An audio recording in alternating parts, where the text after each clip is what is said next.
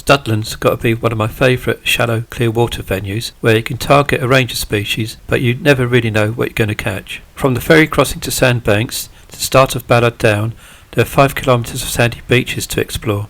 Shell Bay is at the northern end, overlooking Sandbanks and the entrance to Poole Harbour. It's quite well known to lure anglers who target the bass when the tides are right, either at dawn or dusk. In July and August, I'm after the bream here, fishing at long range with clip-down rigs, using Chinook-style hooks and ragworm tipped with squid as bait. I fished a couple of short sessions here in August, just over the high water, but I wasn't very successful. On this occasion, the beach got very busy, and since there's only one other angler fishing, swimmers were able to encroach onto my area. With the water being crystal clear and shallow, that doesn't really help. The closer you can set up to the ferry crossing itself, the nearer you have deeper water to within casting distance.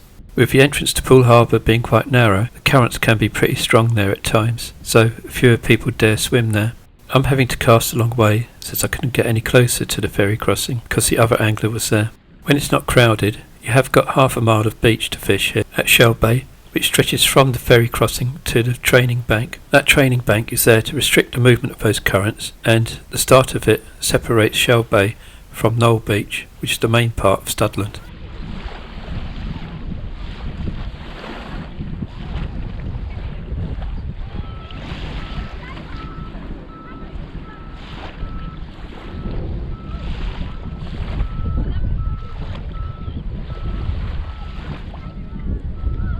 Since there's very little action from the fish today, and I've already got my excuses in, I'll cut this section of the video short. I did have some camera malfunctions as well, so not much got recorded.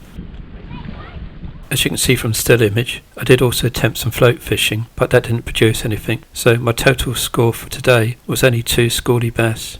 Shell Bay does have plenty of potential though, and I will be back when there are fewer people there. For me, Knoll Beach seems to be the most consistent part of Studland for bream fishing. I have been successful here with long snood flapper type rigs, but on this occasion I thought the fish would be at distance, so it's clip down rigs for me. Rather than Chinook hooks, the rig I've cast out first has size 2 Aberdeen hooks, and I'd normally use that for plaice fishing. I hadn't caught any flatfish here before, but I'm about to get lucky. A plaice on my first cast, so perhaps that was a good choice of rig. Since I've only fished here in late summer, early autumn, perhaps there's more flatfish here than I'm aware of. A decent sized fish, so I'm now thinking I'm going to have to perhaps give this venue a go in spring.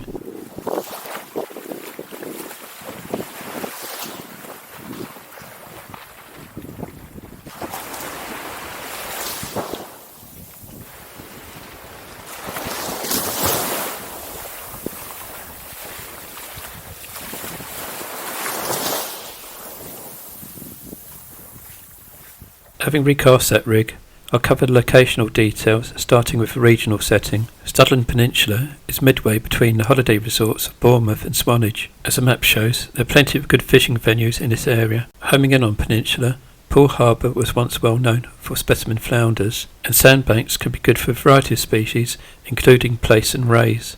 The 3 marks featuring in this video are at Shell Bay, the middle part of Knoll Beach, and at South Beach. I have produced 2 previous videos covering successful sessions at Knoll Beach and at Middle Beach, and links to these, if you're interested, are in the top right hand corner and in the description below this video. Anyone wishing to fish here should be aware that National Trust manages these beaches and their car park charges can be quite hefty. It does pay to be a National Trust member since one of the benefits is free parking.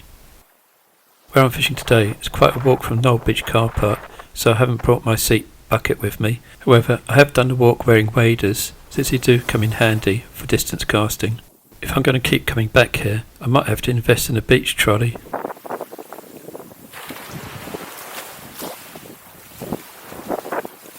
Conditions seem ideal today, but I think I might be pushing my luck fishing for bream since I didn't catch any in October last year. However, you never know with this venue, and I wasn't expecting to catch a plaice first cast.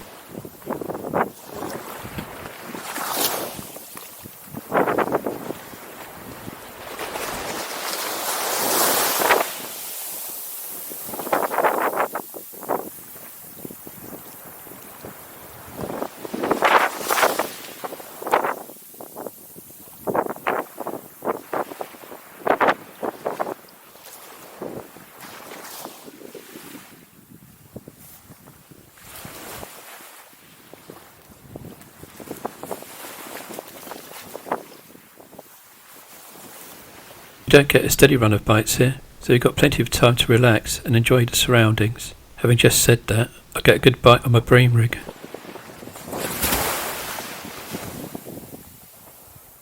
Fish on, but doesn't feel like a bream.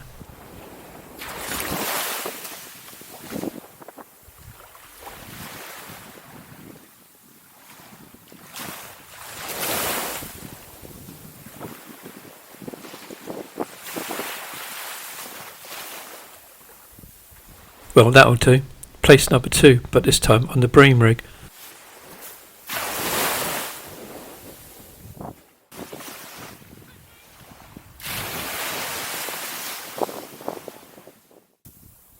The first high tide's been, and it's now starting to ebb. I'm expecting a bit more activity now.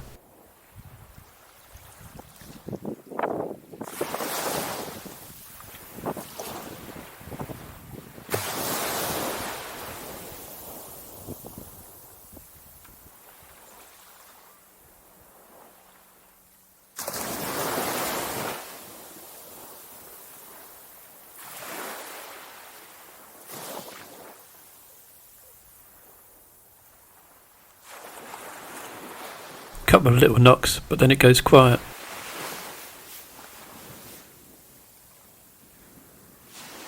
Occasionally it's worth trying to hit one of those little knocks.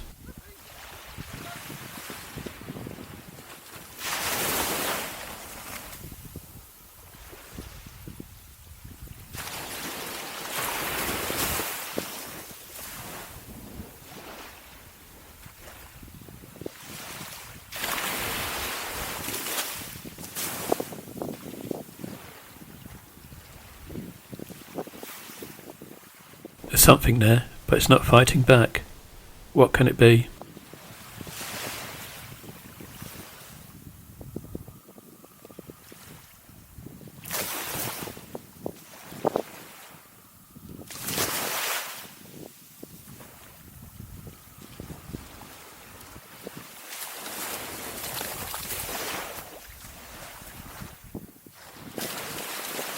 I was hoping for red mullet, but no, it's a whiting.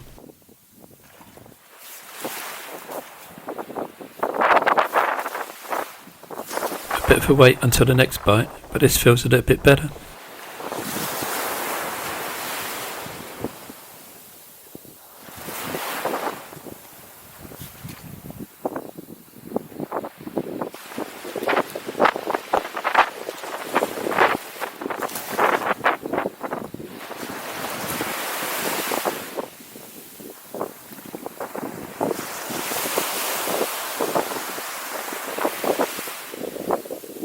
It's certainly not huge, but there is a bit of a fight in it. It is knocking about a bit.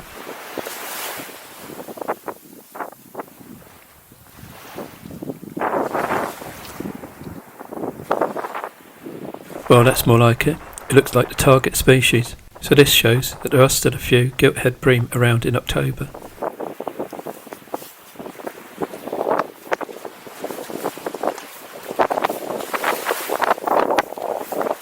Not big, but it's a welcome catch, and what I come to Knoll Beach for.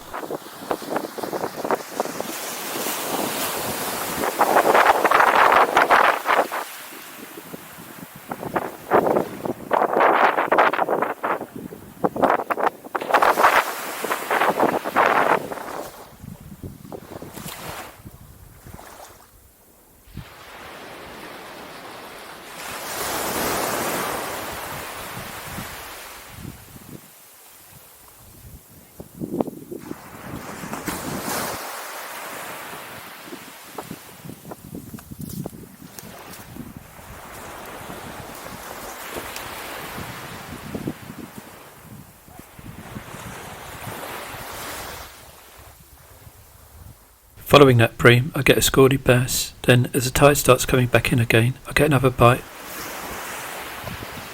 You can tell straight away when you've got one of those gilt heads on, but you've just got to make sure you don't lose it, particularly whilst filming, and there's a few bystanders watching.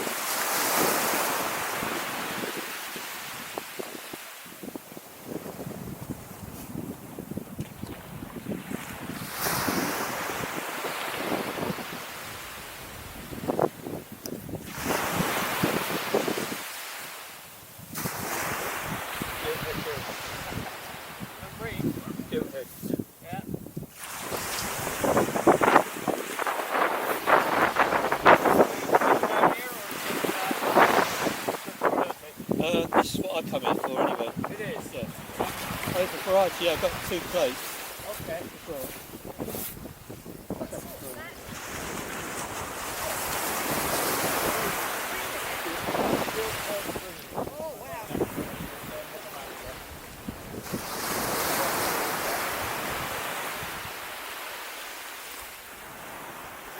Since this gentleman seemed interested, I thought I'd point out why it's called a gilthead bream.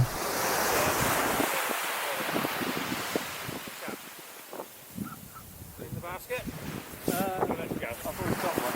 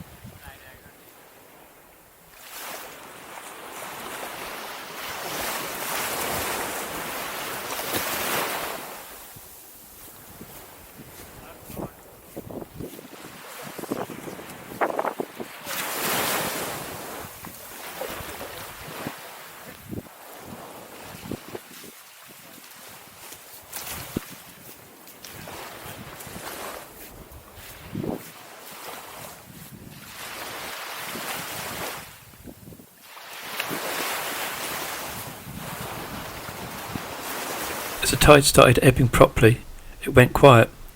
Well, from the fishing point of view, anyway. But I did end up with 1 more whiting and 1 more scaldy bass.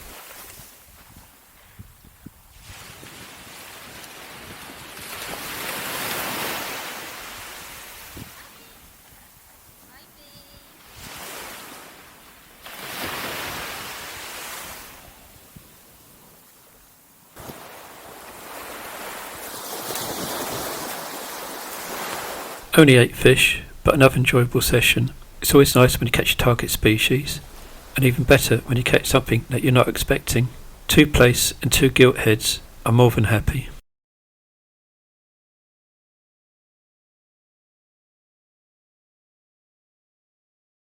In the distance you can see Old Harry Rocks and Ballard Down, and this is the closest I've got to fishing there. This is the latest in the year that I fished at Studland, so I didn't know what to expect at South Beach. Past that pillbox is the rock platform at the southern end of Middle Beach. I had only fished there once and caught 2 wrasse. You're casting to the edge of, or into, a bed of eelgrass, and I was hoping that there would be some bream around. This part of Studland Bay used to be a scuba diver's paradise, and is a breeding ground for seahorses. Plenty of yachts moor up here in the summer, but not so much at this time of year, after the onset of the autumn storms. So I was confident there wouldn't be much boating activity, which is just as well since the water is very shallow and clear, and you don't really want too much disturbance. At times you do have to pull your rig out the weed, but it does come out quite freely.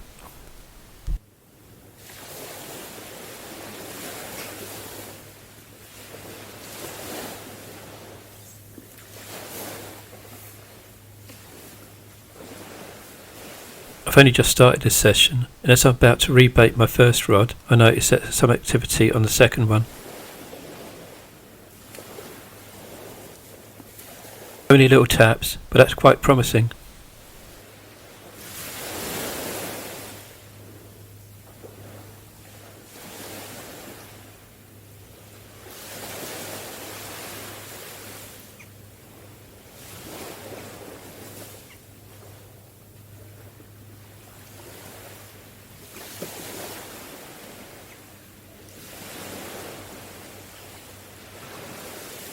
I wait quite a bit of time for those knocks to develop, but it doesn't look like they're going to.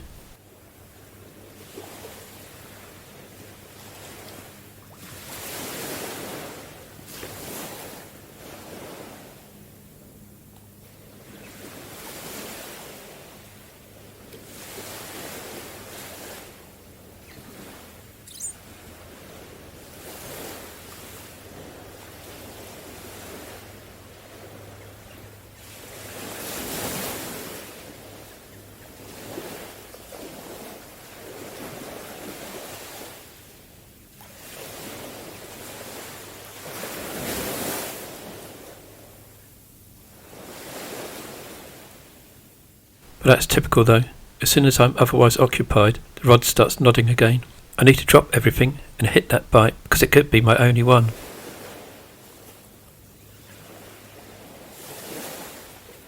Thank God for that.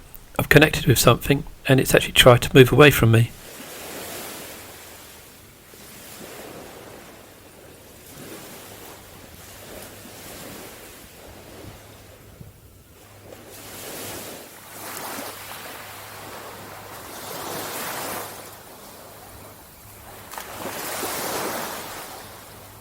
Despite feeling of reasonable size, I need to keep the pressure on and keep winding in. What I don't want to do is to let out any slack line and give the fish a chance to head for something to snag me on.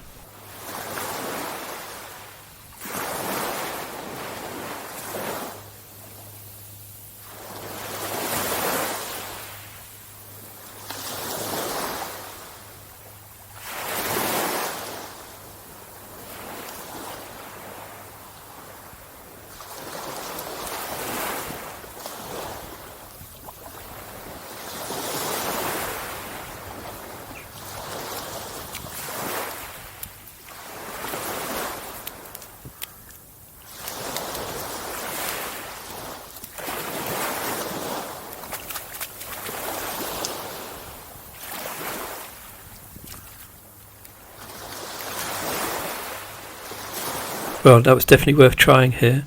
That's a stunning looking fish. It was on a sheppy rig that I used for scratching with size 3 hooks and 10-pound snuds, so it's time to change the hook lengths over to something a bit more robust.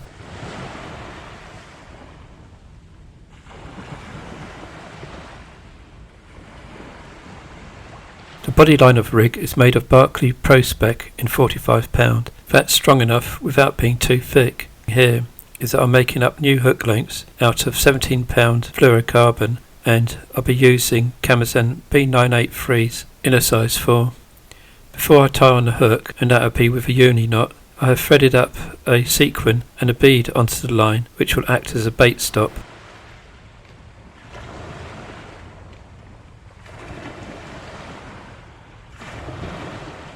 I've only just got back to using sheppy rigs, and I should really have a lot of spare hook lengths already made up and waiting for this eventuality, so you can swap between them. Since the rig isn't clipped down, it's quite straightforward to cut off a hook length and tie on another one, but to save time it would be a good idea to already have them made up, as I do with boom rigs.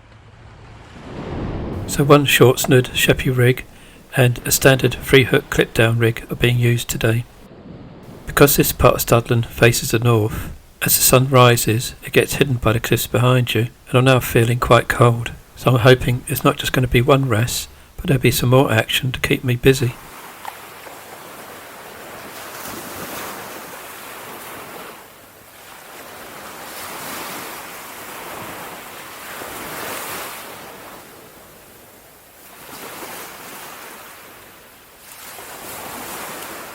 The wrasse I caught from the rocks at Knoll Beach were over low water because you can't fish there at high water because it's covered. But here I'm fishing the tide up and just a little bit of the ebb. There is that double tide as with the rest of Studland, and over high water it stays in for well over 4 hours with that little bit of a dip in the middle.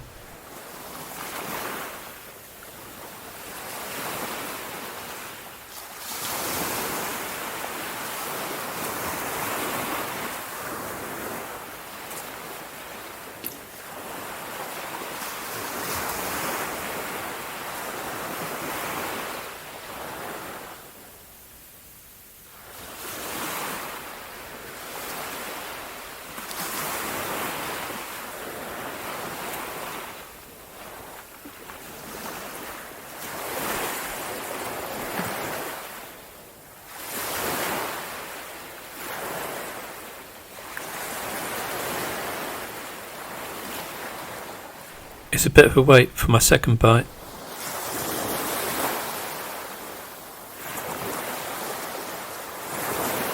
I strike into a tiny little tap and there is something on.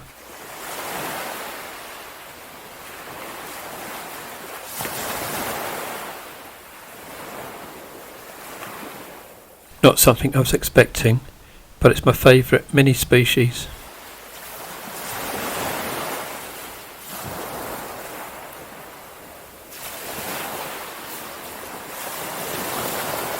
A little sea scorpion. Again, I think it's another stunning looking fish. It needs to be looked at close up to be appreciated, so please do pause over the still towards the end of this video.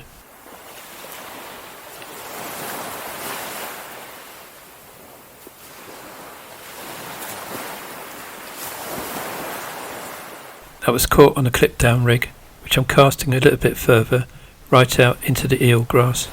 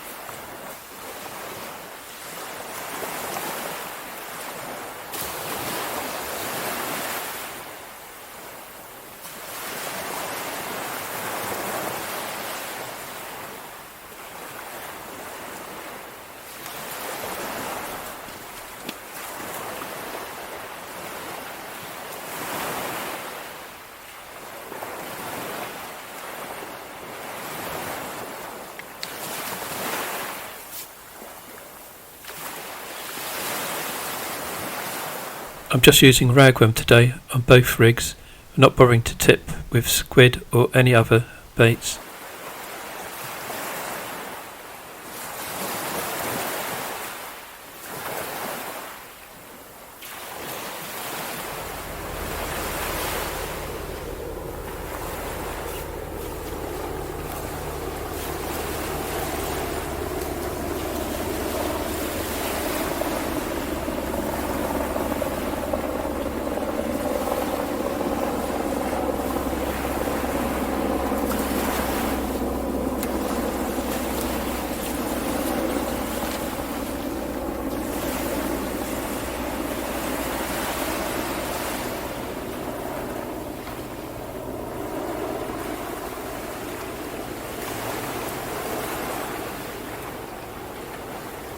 There's my first bite on a sheppy rig since I've changed the hook lengths over.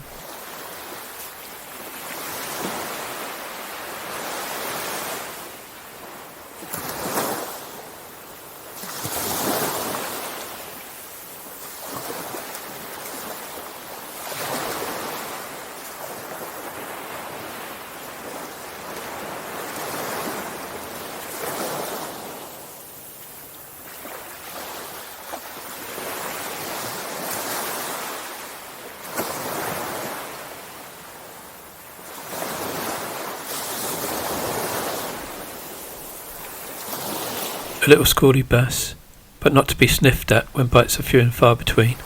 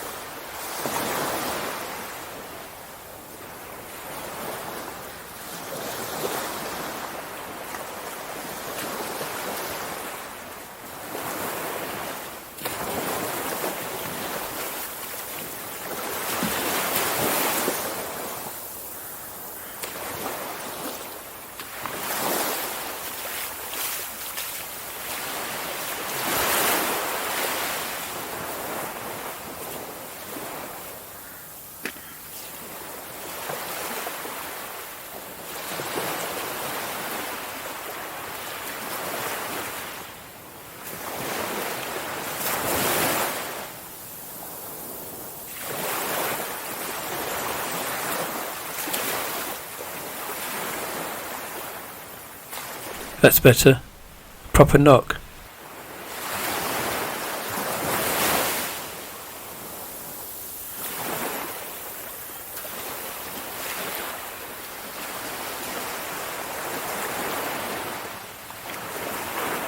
And the fish has made a bit of a run and taken some line off me.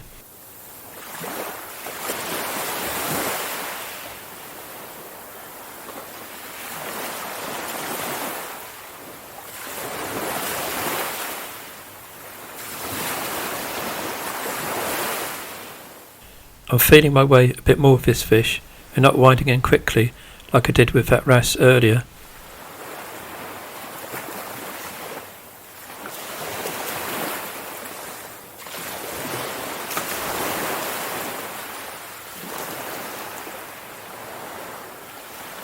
It's certainly putting up a fair amount of resistance.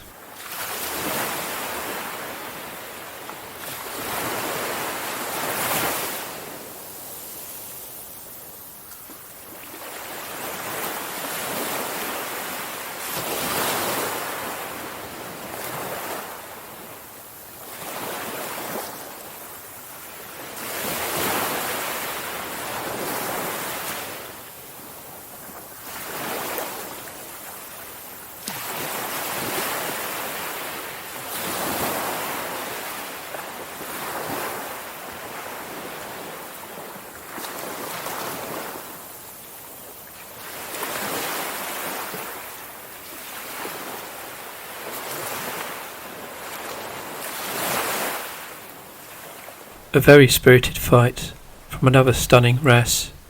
Different coloration this time.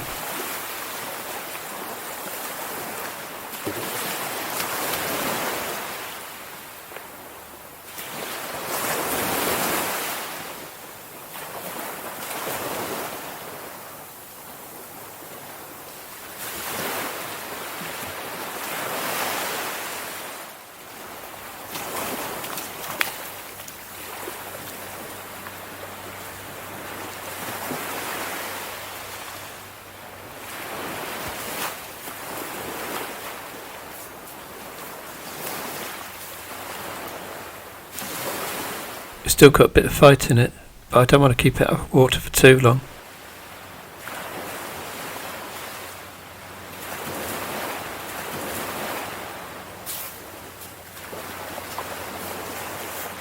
This fish must have used up an awful lot of energy, so before letting it go, I'm making sure that it can swim off properly.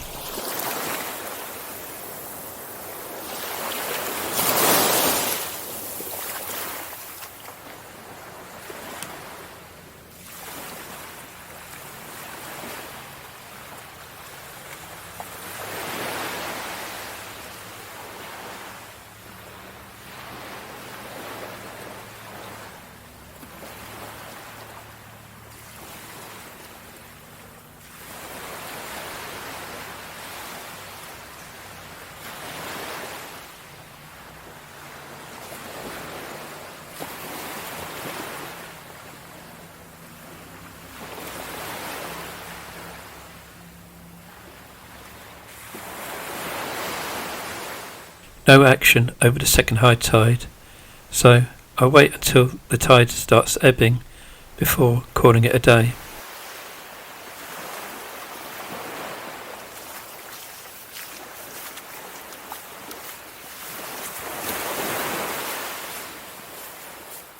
There's still a lot of Studland that I've yet to explore, but I'll definitely be back to South Beach. I'd like to think that there are gilthead bream swimming around in those eelgrass beds, but I'd be more than happy to catch these wrasse. If you've enjoyed this video, do please consider watching my previous ones on Studland if you haven't done so already.